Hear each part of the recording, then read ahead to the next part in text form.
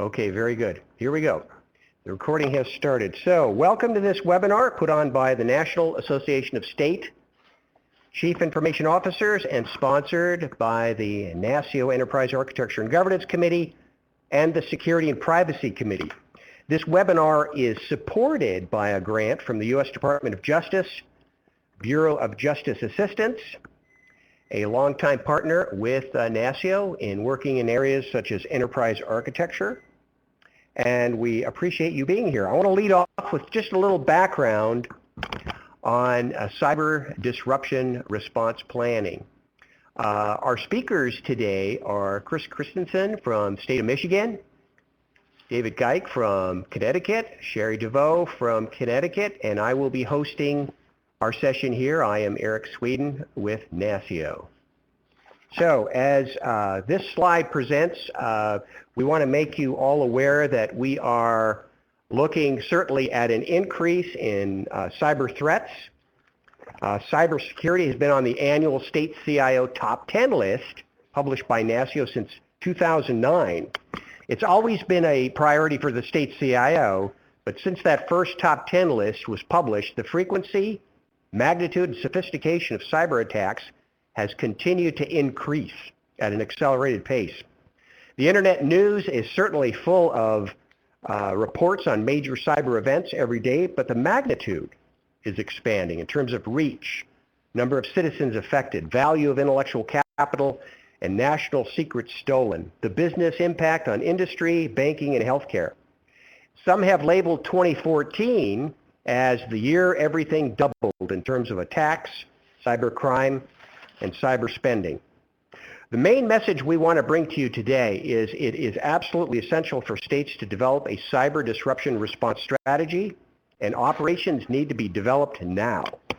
So in advance of a cyber event that would be of such a magnitude that it could be categorized as a cyber disruption. So with that, we want to provide this webinar and several reports that are forthcoming on the topic of cyber disruption. This graph shows you a little bit about the increasing nature in terms of types of attacks and the magnitude.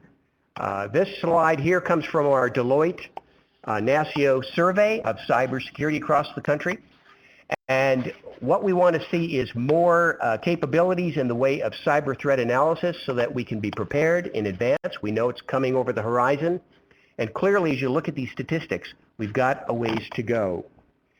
So forthcoming as well in October, that's Cybersecurity Month, we've got a number of publications that are going to be relevant to people on this call. We will be publishing guidance on cyber disruption response planning and implementation, as well as advanced cyber analytics. We'll be publishing a toolkit for state CISOs, and then also our annual CIO survey, which is going to touch a number of topics that will be of relevance to you. So with that, I want to introduce our speakers again, Chris from Michigan, David and Sheri from Connecticut. And we're going to lead off here with a couple of polling questions. So what we'd like you to do is respond to this poll. The first thing we're going to talk about is do you have a cyber disruption response plan? So there is the survey. Please respond to this, and let's look at what the stats look like.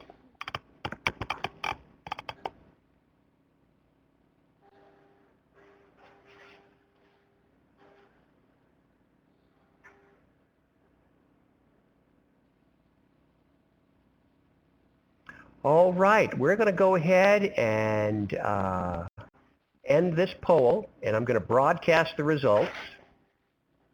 This is what we're seeing. Chris, David, Sheri, can you see those results? We can. Good. 56% say yes. 39% are saying we're planning to develop one. Let's move on to our second question, and that is related to tabletop exercises. So we're going to open this and try to learn, how frequently are you testing that plan? So here we go. within the last 6 months, 12 months, 24 months, etc.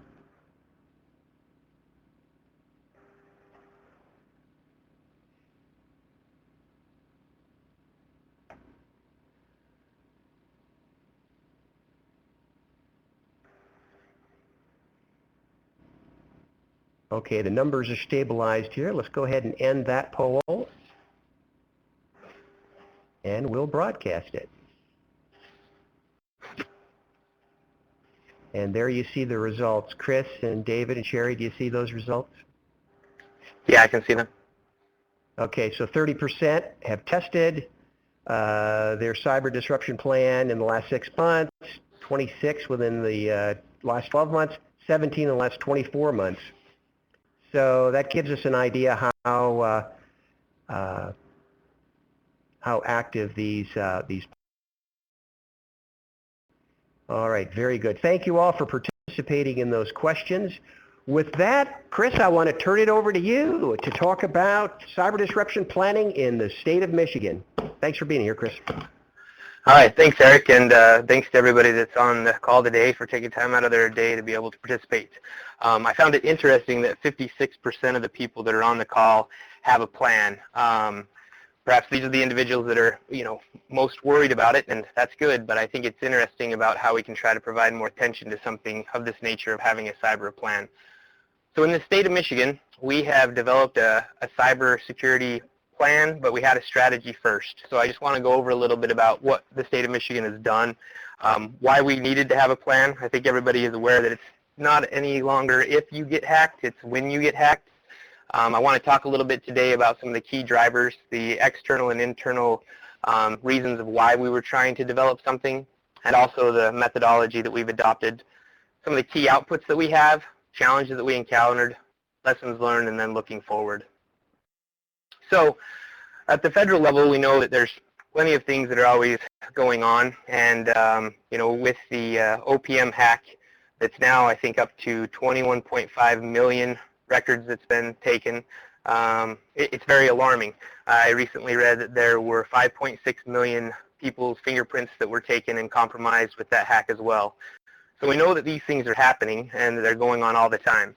The American Airlines issue was originally a network connectivity issue, and now they're at least acknowledging that there were some cyber issues going on with that. I don't know if they're full on saying it was a cyber attack or not yet, but we know that there's some other things there. So at the federal level, they're giving us some good direction on that we do need something, that something would be helpful because they know that these things are going to be happening.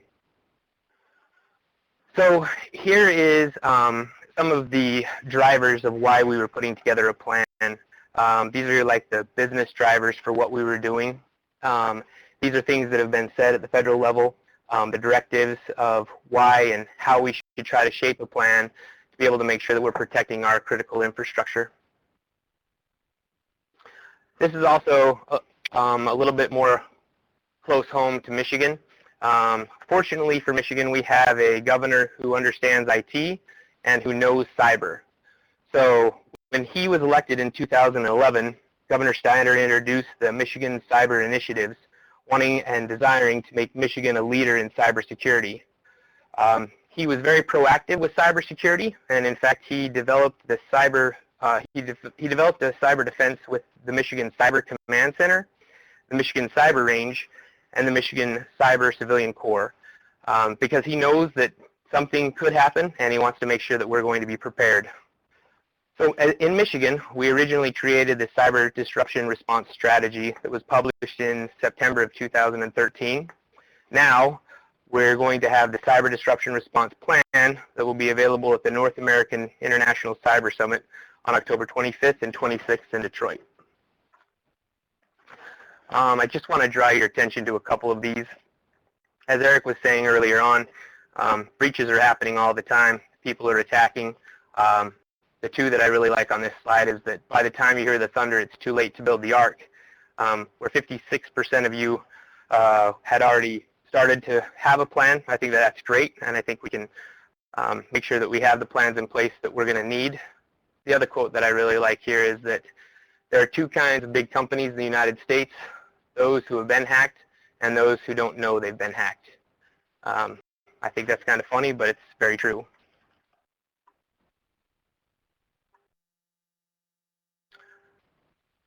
All right, so just a little bit more about what we're trying to do in Michigan. So if we have an emergency that happens, when we have a full-on cyber emergency, the State Emergency Operations Center will be activated. And they have, at the State Emergency Operations Center, they have the way in which they're organized is through the incident command system. So we have one person who will be the leader of the organization to make sure things are getting done. The governor has given this individual the authority to be able to act, to organize everyone to be able to get things up and running and to be taken care of. What we were able to do with our plan is to orchestrate so that the Cyber Disruption Response Team will work side by side with the State Emergency Operations Center to take care of the logistical, the financial roles, and the operational issues that need to be taken care of.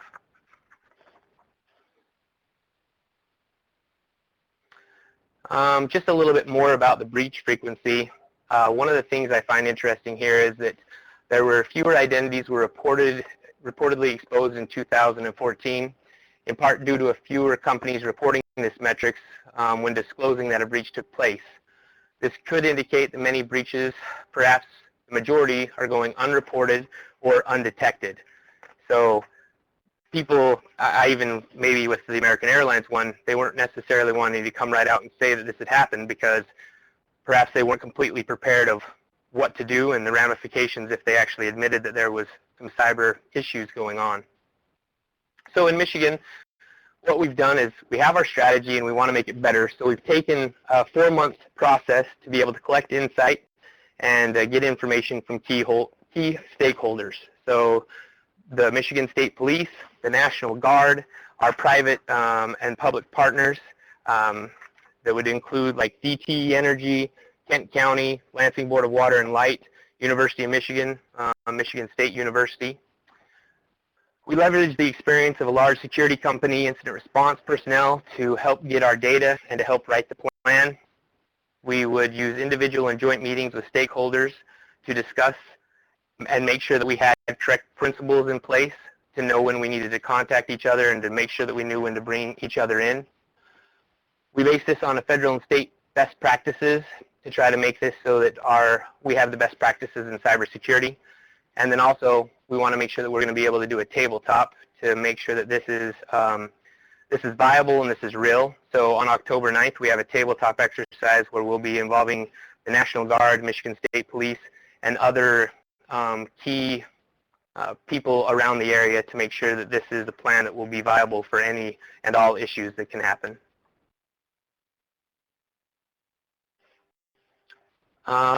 This slide, I wanted to make sure, obviously the best way to, if we can protect ourselves from everything, that's what we want to do, but unfortunately we know that somewhere down the line something bad could go wrong. And in Michigan, this is kind of the chart of how things happen. We want to try to catch things early, but if we don't, how does it escalate? So with the Department of Technology and Management and Budget, if we find an issue or if we see something, we're going to contact the MIOC or the MIOC, the Michigan Intelligence Operations Center. And depending on how severe this is, they're going to contact the Michigan Cyber Command Center, which is the MC3. The MC3 Center has professionals who are highly trained in emergency response to cyber events, and they have a rapid response team that can be deployed to be able to help out in any cyber incident. If it's significantly severe, we will involve the State Emergency Operations Center, and also the MC3 is involved again here so that we can make sure that we mitigate and recover the information that we're going to need to try to get back and make sure that the systems are all running well. So the key outputs of our plan, we were trying to get a comprehensive plan to coordinate the response to a cyber incident. We wanted to coordinate and communication annex for streamlined emergency communications between multiple agencies and public and private partners. We also wanted to define the roles and responsibilities of the entities. One of the things that I found interesting about this was originally when we had developed the cyber disruption strategy, the Department of Technology, Management, and Budget were the ones who wrote this plan. So when you asked the Michigan State Police if they were going to follow our plan, they were happy to follow it. However, we were the ones who had written the plan. So there were times where I would like to think that we tried to keep ourselves a little bit more involved than perhaps we should have, and we had to look at that to decide if that was needed for criminal activity. There were some of the things that we didn't need to be involved with, so we needed to make sure that we understood where our role and responsibilities were. We also wanted to make sure that we had preventative measures, that we would have an expedited detection and analysis of the issue, and we wanted to have a play-by-play instructions on key tasks and actions required to mitigate the damage and the spread of incident and to expedite remediation. With any type of plan that you have, if we don't use it and if we don't train on it, then it's not going to be effective. So we wanted to put into our plan a place where there will be continuing training, not only a yearly tabletop exercise, but more often than that of continuing training about who is supposed to do what, and then making sure that we have the relationships with the Michigan State Police, with Homeland Security, with the National Guard, and with those individuals in whom we would need to call on when an incident does occur. We also wanted to make sure that we had a risk assessment and that we had a post-incident analysis. So some of the things that we have learned in developing a plan is to know and understand your cybersecurity ecosystem. This comes back to the part about who's in control and who should be in control. When there's criminal actions that are involved, we understand that Michigan State Police should probably be at the front of this to be able to help take care of things so that evidence isn't lost and so that we can properly track down the individuals in whom are causing the problem. We also understand that communication and assumptions are your enemy. When we originally had completed our strategy, we thought that everybody would understand what a certain level of risk would be and what color it should be. So like if we had a DDoS attack, to somebody that might be a severe incident, to others it might just be a low-level incident. So we wanted to make sure that we had good communications to all and to have things defined and described very well. We also wanted to know and understand the formal and informal roles of those who needed to be involved. Again, this goes back to sometimes who wants to be involved versus who needs to be involved. We also wanted to facilitate and insist on input up front from the stakeholders in the plan creation, as opposed to it coming in the 11th hour, which I must say, it still is difficult because we're getting the plan ready for our tabletop exercise, and just a couple days ago I got a few emails from the National Guard asking if we could add a few things. I think that that's always going to happen, though. With any plan that you have, there's always going to want to be continuous improvement on the plan, so you'll want to make sure that you change it and you update it and you have a plan in place. Also, to assume the unforeseen impediments of scope creep. Sometimes we have a plan of what we want to do and it seems to cascade into other things. Leverage collaborative document sharing tools. Inside the cyber disruption plan, there's an area where if there is an incident, you pull out a piece of paper that's from there and it says, who's involved, what is the action, what's the organization status, and it goes through and you fill out it right on the piece of paper so that you have the same form that you're using from meeting to meeting so that you can say, this area is taken care of, we can go to another one. Once the tool is created, you have to implement it, practice it, validate it, and continually improve.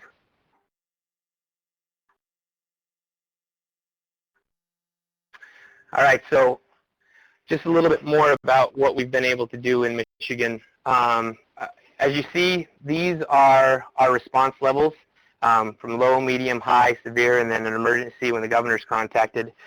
I wanted just to share with you at least one of these so that you understand how well we've defined the incident and what we would do in that case. So if we went even to an orange incident or high, if we were just to ask somebody, what could be a high incident, maybe somebody would want to say that there was a DDoS attack that was affecting, several areas.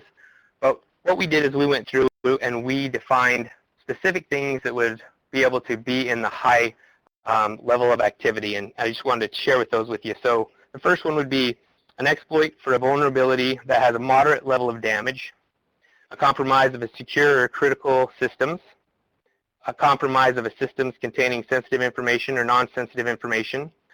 With that one, recently I was asked about a encrypted tape that was stolen from a data center, I think that's where that would fit in. More than one agency or entity affected in the state network with moderate level of impact, infected by malware that's spreading quickly throughout the internet with moderate impact, and then also a denial of service attack with moderate impact. So we go through and try to explain what type of activity would correlate into that area, so that instead of just saying everything's going to be an emergency, we need to contact the governor, we try to make sure that we validate that this is actually what's happening and what we should do from here. So after we know that that's the level of the definition, we also have actions that we try to take and that we continue to monitor. We make sure that we contact the MSI-SEC for additional guidance and support. And then we have a great part in here where we talk about the communications between entities. So, for instance, on a high incident that's happened, this is where we would have the MSP would be talking with the State Emergency Operations Center and just putting them on notice and letting them know that something like this has happened. We also would have our CIO would contact the governor's office and let them know what's going on. And then our CTO would work with our public information officer if things were needing to be shared with the public about the incident that's going on. So we have a chain of who is supposed to be communicating with whom, so that we don't have this miscommunication of who's telling the governor's office what's going on and who has the responsibility to making sure that other individuals are involved. We also have a clear line of when we bring in our public and private partners and involve the cyber civilian corps so they can be able to help remediate the efforts that have already happened. Oh, sorry. So with that, that's what Michigan is being able to do with our cyber disruption plan. And I thank you for your time.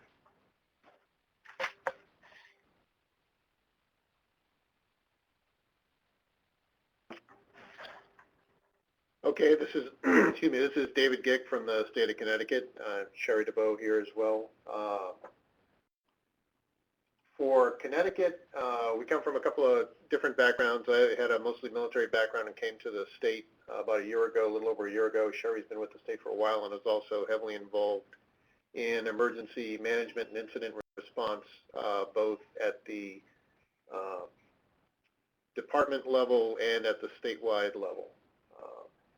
For Connecticut in particular, the idea of response to a cybersecurity incident is folded into an all hazards management system. In response to the H5N1 flu outbreak in 2007, the governor at that time, Governor Rell, passed an executive order, which has since been reinforced by Governor Malloy, whose proclamation is there, that all state agencies would be NIMS compliant. And I'll let Sheri take over to describe some of that. She's been involved with a lot of getting our planning and process into shape with that.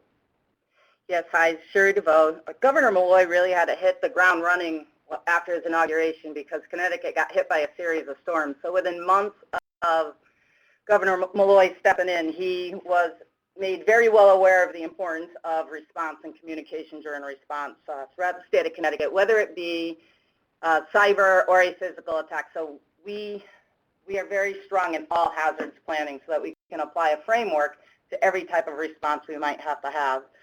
And during the work sessions in 2007 with Governor Rell, it was very important to both of these governors that all the executive branches follow these orders. There were many work sessions, training sessions, exercises that fortunately carry on through today. And we follow the National Incident Management System. We have Executive Order number 34, which you can find out there on our website, that enforces this, that asks all or mandates all agencies within the executive branch to be NIMS compliant.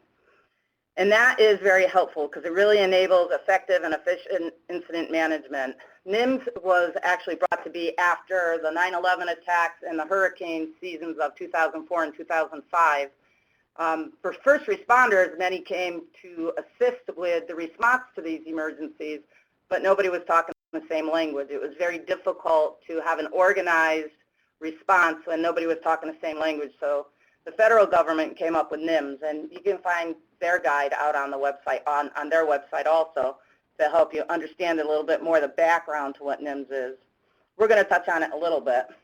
Right, and one thing to point out here is that we're focusing a lot on NIMS, and you'll notice some of the items in Governor Malloy's proclamation talking about incidents such as Sandy Hook and things like that, where cyber disruption is one of a series of incidents which would cause an interagency, state, federal, and local response, both public and private.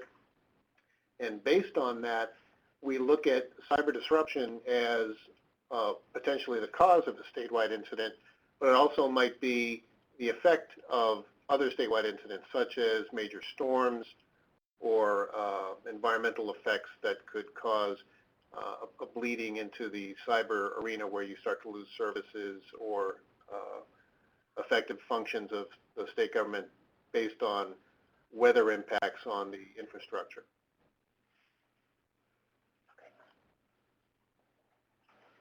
So the wonderful thing about NIMS is that it's a modular framework. We have the Incident Command System, ICS, underneath NIMS, and it really gives us a systematic approach for processes and methods for communication and response to whatever the situation might be.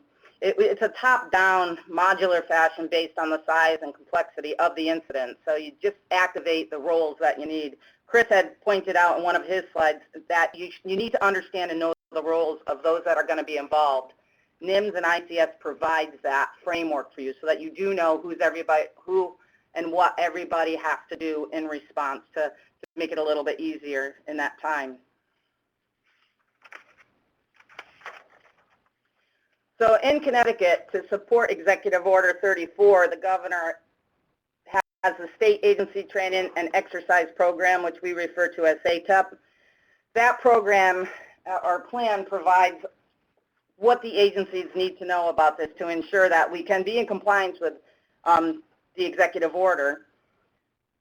What we do here is we use HSEEP, which is the Homeland Security Exercise and Evaluation Program, so that we can plan our exercises. It's basically a guide that helps us standardize the methodology and terminology connected with our exercise design, our development, conduct, evaluation, and to improve our planning process. And that's part of what Chris was pointing out to also. So you can make sure you cover everything when you have to have an exercise. It also outlines what our training goals are. We have some required training exercises and some elective. And I know a lot of folks definitely do the required. What's difficult to do in this is Homeland Security provides this training for free. Anybody can go out and take it online.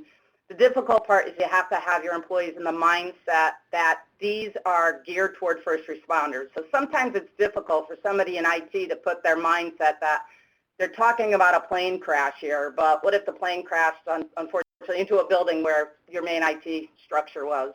So you've got to make sure people are in that mindset, and that's a difficult transition for a lot of people. We sometimes still struggle with that, so we have point people that can help assist with those questions.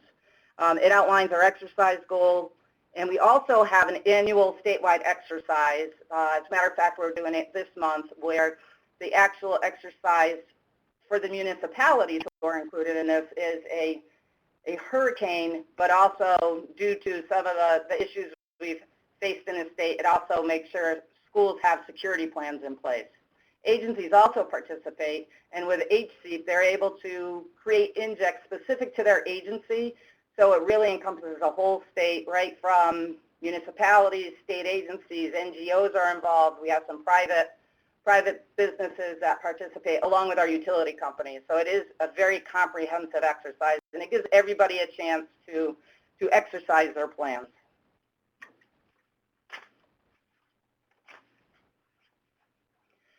So I know Chris talked about it a little bit. There's breaches, and then there's DDoS attacks or worms. We've had zero-day vulnerabilities where we've had to partially stand up our IMT, our incident management team, to start addressing it. Like Chris was saying, it could affect one agency, it could spread to multiple agencies, and then unfortunately it could become a statewide event. In that case, our governor, we would activate our Emergency Operations Center, and our governor, if necessary, would declare a state of emergency, which would then bring in all the necessary people so that we could function and respond to whatever the event might be. And with that, we have our state response framework. The link is there if you'd like to take a look at it. And what this does is it outlines the responsibilities of every agency. It just breaks it down by bullets of what each agency is responsible for, what some of the procedures are. It's higher level. Each agency then has their own plan to help support the state response framework to go into a little more detail of what their duties are.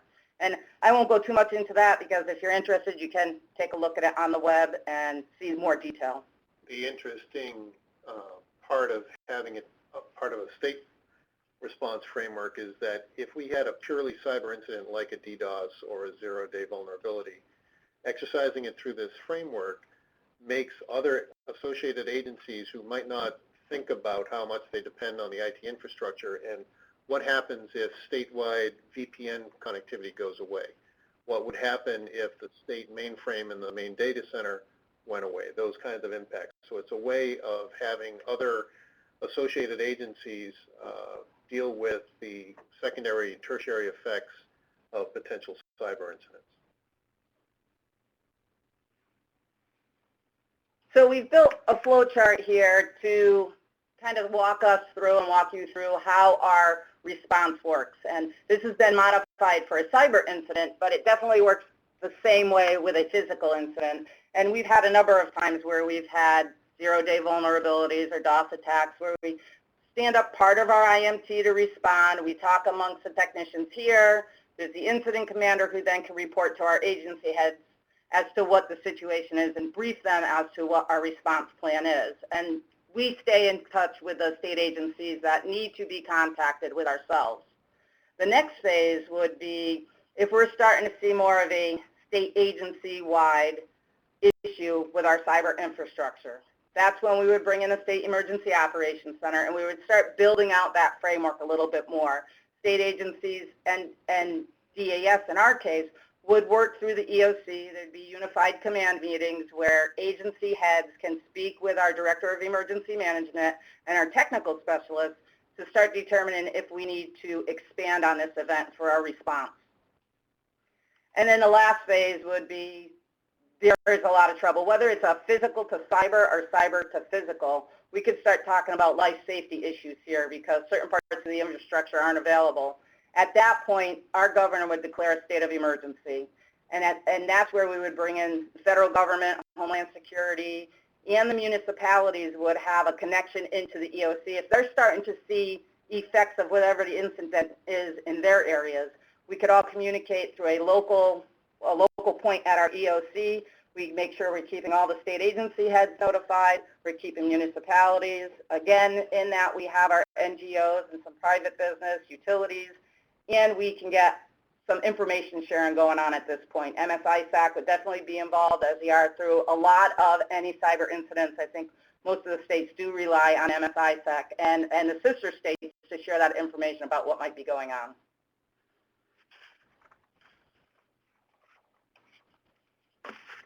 So in response to all the storms and the executive order that was given by both of our last governors, DAS Best has an incident management team, and we've had many activations. We've done our exercises, but we started the team in 2006, as we mentioned earlier, in response to the initial executive order.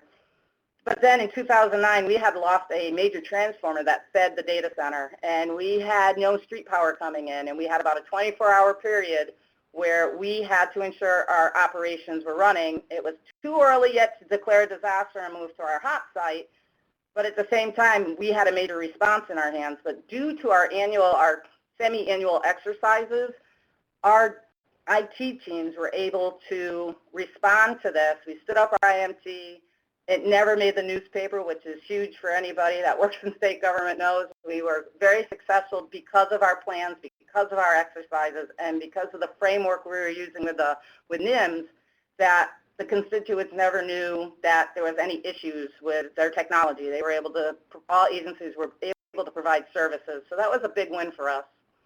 We then had a number of years where we had a couple of storms that didn't hit us too bad, but we did stand up to IMT in preparation in case the state was hit harder. And then unfortunately, in the fall of 2011 and again 2012, we were hit with back-to-back October storms that wreaked havoc in the state, where we had the northern part of the state got hit in the first one, the southern with Superstorm Sandy.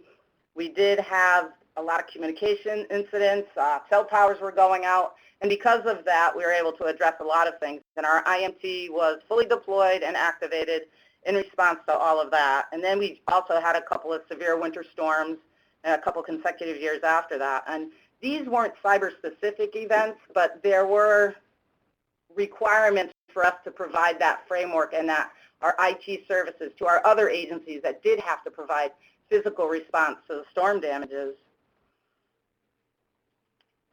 As we began to grow with our cyber planning and response, we participated in 2012 with a national level exercise for Region 1. It was a great experience for all of us that participated in the year or so of planning beforehand, and the technicians that were able to exercise it. It was a 3-day exercise, and Connecticut expanded upon that with a total loss of all communications on the last day. And we brought in people from all over New England and other states on the eastern seaboard along with federal government, and participated in a full day of a communications exercise, which we deployed at Rensselaer Field, which was very successful, and it showed our teams how it can all work if we work together and follow that framework.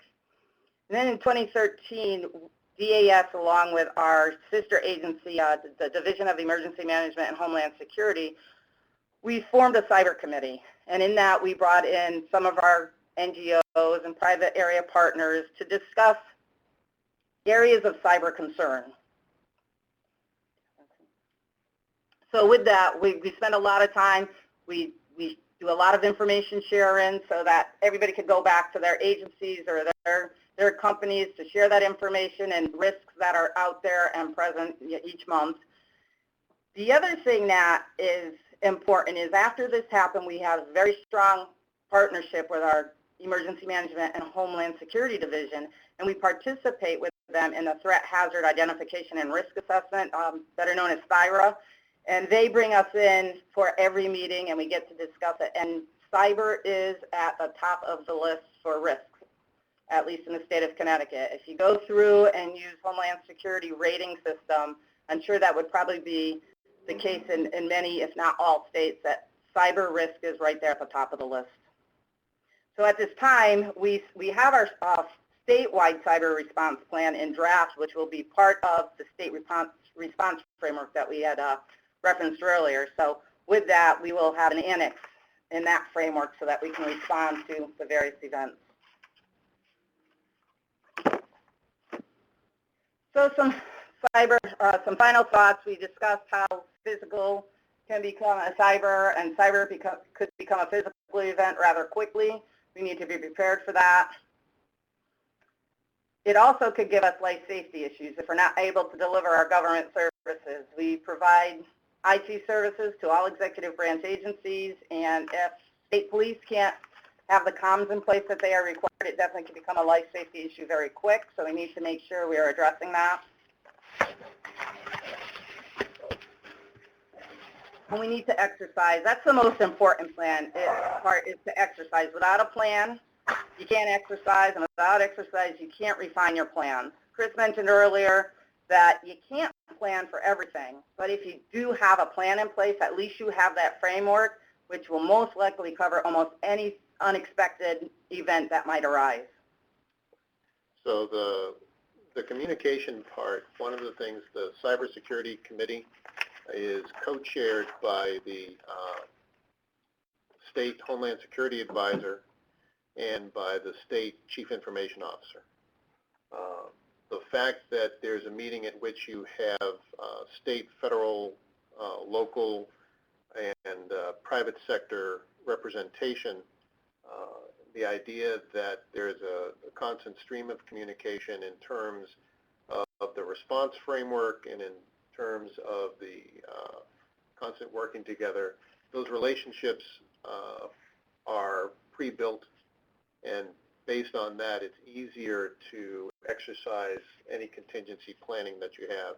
And again, to that point, the idea that you don't have an exact plan for everything, that's too specific.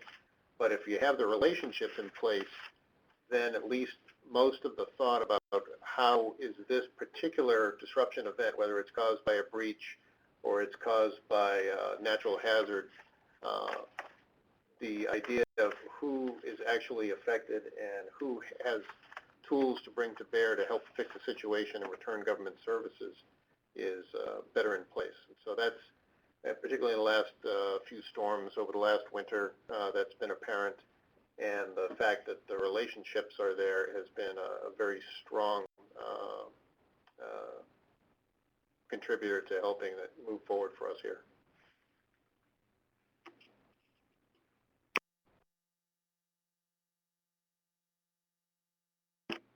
Very good. Well, thank you all very much for presenting on your specific cyber disruption planning initiatives. We're moving into questions right now, and we ask that everyone who has a question submit that to me. You could submit it to everyone as well. You got a choice, but send it via chat, and we'll cover as many questions as we can. So go ahead and type those in. In meantime, here's a few questions. Let me start with David and Sheri. Do you have a mechanism for bringing in data from citizens? In other words, relative particularly to a physical issue, a physical disruption. Maybe it has to do with power, might even be related to weather.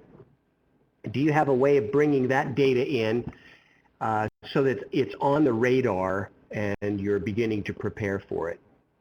Absolutely, Eric. On a day-to-day basis, we have a WebEOC application out there, so municipalities, our federal partners, the NGOs can report situational information, any incidents that might be happening, shelter information, all of that. When we do activate the Emergency Operations Center, and when a state of emergency is declared here, that is where in one of those flow diagrams, when we have to activate that, the governor is at the EOC with us. We have regional coordinators through DEMIS, our Emergency Management Homeland Security, and those coordinators have regions of the state that the municipalities know that they can contact the coordinators bring it up to the EOC.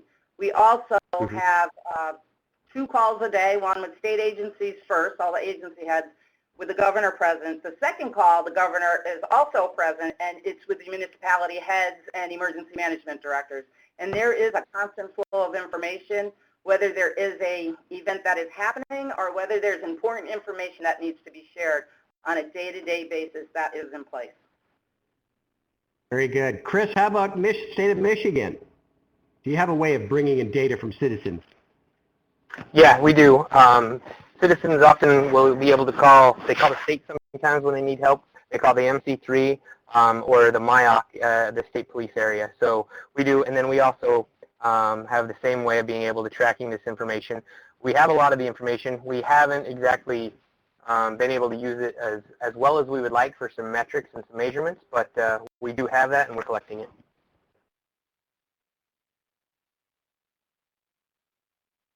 Question for both of you. Let's start with you, Chris. What's the relationship to fusion centers and National Guard? Gee, that's a great question. So I would look at it like we would bring in the National Guard at the highest level. So the Michigan State Police has its own fusion center, if you will, where information is brought into and then it's distributed to the locals and to those individuals who are needing to have that information. The fusion center would be the ones who would essentially call the National Guard when we were in a state of emergency and if we were going to need to request their help. And then I believe even in the National Guard, they would have their own fusion center as well. How about Connecticut? Do you have fusion centers involved? Absolutely. As part of the cyber committee we were talking about earlier, our fusion center has representatives there that present every month. The National Guard is also part of that team, and they have a couple of people that attend each of those meetings. When the EOC is activated, we're looking at our EOC is actually located right in the armory with the National Guard, and we do have National Guard members that are actually on our war room floor that help response. And then when it comes to the feds, we have MSISAC, of course, which reaches out and keeps us involved with the NCIC and at a national level.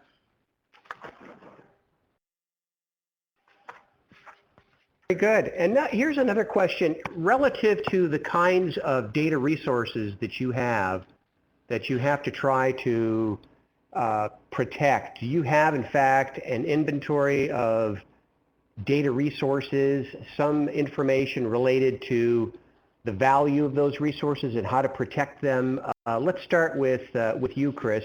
Do you have such an inventory that would help you distinguish between what assets need more protection versus others?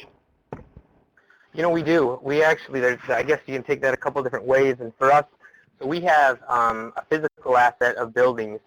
We have certain buildings that are of higher priority because perhaps they might be a data center, or this is the area in where this operation is being taken care of, whether it's a bridge card system or a welfare issue. You know, we would evaluate the buildings of where the people are located that actually take care of that service. We also have at Michigan, we have, we call it our red card, but it's our emergency card. So critical applications are all listed out inside of our red card for all of the agencies. These ones are applications that if something did happen and the application would go down, they would take priority to make it sure that it came up. So certain things like for corrections, we would have things on there for, you know, where the prisoners were and what was happening there, and then also for Michigan State Police to make sure that we had their network and applications up and running much faster as well. Okay, and for Connecticut. How about Connecticut? Sure. We have DAS BEST. It's a very long, you know, Department of Administrative Services, Bureau of Enterprise Systems and Technology. What it really means is that we own the executive branch enterprise infrastructure. So we own the security boundary. We have the central data processing center, firewalls, databases, things like that. Individual agencies are responsible for classifying their data. We're stewards, and we are in some ways almost not quite, as far as state agencies goes, almost a third-party service provider. So the state agencies and their compliance directives drive how their data is both classified and protected. Our role is to provide the level of service so that they can elect from, you know, various levels of protection to meet their compliance needs. The business continuity for each critical application, again, is driven by the individual agencies. So from the state police to revenue services to social services, each one of them have identified their critical applications, and then the support matrix for that gets racked and stacked at the statewide response level. So the critical core services get ranked there. Okay. Okay. Let me move on to some other questions here. Do either of the presenting states have cyber liability policies? Chris, let's start with you. So yes and no. We're in the process of reviewing some of the policies that we have as well. I guess to that part, we would be also trying to understand and look at understanding more about cybersecurity insurance. In fact, one of the presenters at the North American International Cyber Summit is going to present on that. So we're in the process of developing and making sure that we have some written up. So those are in the process. Connecticut, how about you? So at this time, Connecticut does not have any cybersecurity incident policy, liability policy in place. I think from the state perspective, we're self-insured. Okay. Here's another question for Connecticut, and this has to do with declaration of an emergency. Would you need to have kinetic effects of a cyber disaster?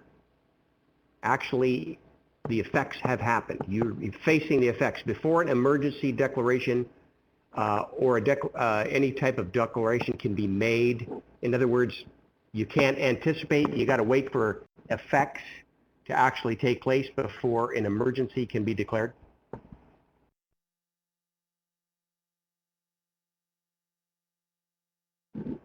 And I think this is, for instance, there, you know, a storm is coming in offshore. When do you declare an emergency? Do you have to wait until the storm has come in, destroyed property, people are displaced? Or can you declare an emergency in advance of that so you're maybe better prepared? Yeah, and from Connecticut, yes, we can declare a state of emergency before actual damage has been done as a level of preparation. I think, you know, for example, as far as, you know, shutting down roads and things like that during the blizzard that happened last year, and the same kind of issue. I think forewarning for cyber effects would be a bit, you know, a bit wishful thinking, but yeah, okay. And in fact, Sure. we don't have to wait for damage to occur to actually declare a state of emergency. And certainly, standing up the response team starts to happen before an emergency is declared. Mm-hmm. Chris, a question for you in Michigan. Prior to the declaration of a state emergency by the governor, what communication is happening with Federal Department of Homeland Security in a cyber emergency? Good question. Well, early on, hopefully from my PowerPoint, you saw that there were certain levels of escalation in the process. During that time, we're already making sure that the governor's office, as well as the MIISAC and the federal level, is aware of what's going on. So if there's a significant DDoS attack that's attacking us, it's most likely, well, we've seen that they have most likely hit other states at the same time. So our communication is always continuing to go up the chain so that people are having a situational awareness of everything that's happening in Michigan, and making sure that the governor knows exactly what's happening so that when the time does come and he does have to declare an emergency, that we have already informed him of everything that's happening. And just to relate it back to the question that you asked just before, I think that because oftentimes what we hear about the cyber attack is either the after effects and how bad it was and who lost their jobs. So I think we're still working on developing how we can say, you know, it's already an emergency, although we haven't had anything happen. I think that it will slowly start to get there, but I think that's something that's just yet to be seen, and that it's coming soon. Very good. Here's a question for Connecticut. For the statewide emergency response, and consider state, counties, cities, as well as companies, infrastructure, are there plans for a centralized incident response center that would be managed 24/7, specifically for monitoring cyber activities within Connecticut? Hi, Eric. Yes, like our slide at the beginning said, it's all hazards response and planning. So that fits, you know, the umbrella over cyber and physical incidents. We follow the same plan. We stand up the EOC. We may partially activate it first before we do a full activation, and that is really the heart of the response for statewide response to any kind of threat, whether it's physical or cyber. And in that process, Sheri, when do you start interacting with emergency response? Is it really early when you're beginning to think, hey, this could be cyber as well as physical, or does it have to reach some level of, some threat level before you begin collaborating? That's a great question right now, because we are already collaborating because we have Joaquin out there. And it's a big unknown as to where it may hit on the eastern seaboard if it doesn't go out to sea. So we are already having conversations. Should we have to put together our response, there's plans in place, and immediately, as soon as we know something's happening, there is a response that starts, or communication that starts happening between our emergency management division and between agency heads. I think, Eric, one key there is because the state enterprise IT infrastructure is so intertwined with all of the first responders, whether it be state police, local fire departments, or anything like that, that we come along, if those turn into cyber incidents or if there's a dedicated cyber incident, we're already part of the conversation right from the beginning, because any response, almost by its nature, requires the IT infrastructure to be there. We're all geared towards using the tools that we have in our infrastructure. Mm-hmm. Very good. Here's a question for Michigan. Just looking across the country, possibly in comparative, do you have some idea of the maturity of states in terms of developing their emergency contacts relative to crisis communications during a cyber incident or even a cyber disruption? How is that contact list changing over time? And it could be, maybe it's a question of governance. How is that changing over time, and do you see that expanding into maybe some disciplines you're not currently using? Oh, sure. I definitely think that is an issue.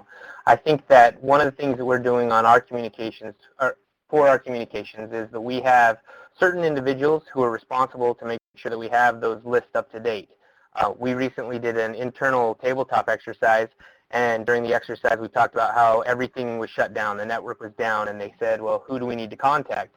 Well, as a team, they said, well, I'll pick up my phone and call so-and-so. Well, then we reminded them that the network was completely down, cell phones were not going to be working, how would you call somebody?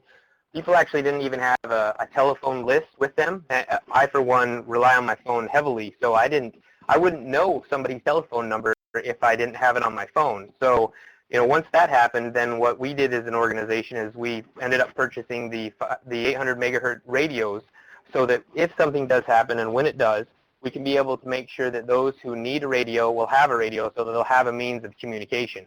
So I think it's making sure that those people have and are aware of their responsibility of when they need to be communicating and with whom, and then making sure that that's a clear communication line. Because hypothetically, let's say the Michigan State Police colonel decides to tell the governor about a cyber incident, and then the chief information officer for the state of Michigan also does the same. It could be different on the story that they're being told. So the continuing communication and consistency is going to be very important moving forward. So relative to that communication list, is there, or have you considered potentially developing formal contracts for handling communications during this kind of an event? It might be with a call center, so someone has responsibility for that, and it's a contracted for service. Yeah, we have not considered that yet.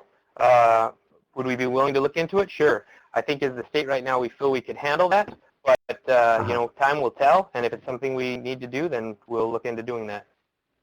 Very good. And how about Connecticut? Any thoughts along those same lines relative to contracted for communications capabilities? Hi, Eric. Yes, Connecticut actually has a contract with a reverse 911 system. It's utilized by our municipalities as well as the state agencies. In that system, agencies are responsible for populating their contact information. It has a capability of sending emails, sending texts, sending messages to beepers, phone calls, so that we have many lines of communication covered with that. At a paperwork level, using NIMS before any incident, especially if we know something might be coming, we put together an incident action plan. And with the IAP, there is a form called a 205, which is actually a communications plan.